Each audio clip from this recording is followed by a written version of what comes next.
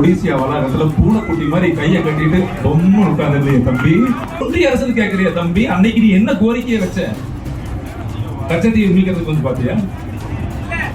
மீனவர் நலனுக்காக பாத்தியா? இல்ல கல்வியை சமத்துவமா இருக்கிறதுக்காக பாத்தியா?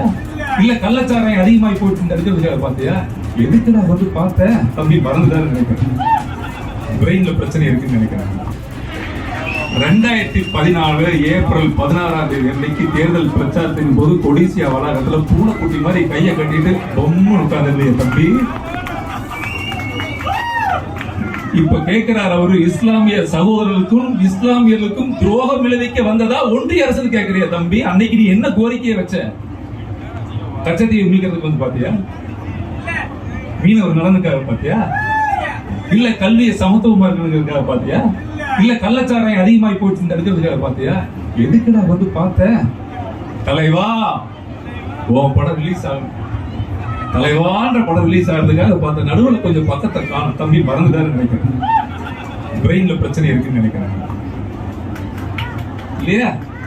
மிஸ்டர் மிஸ்டர்னு கையை நொடிக்கும் போதெல்லாம் நான் ஒரு வாக்காளன் தம்பிகளா, நான் ஒரு வாக்காளன், நான் ஒரு குடிமகன். எனக்கு அப்பா யாருன்னா என்னை அவ்வளவுதான் பார்க்க.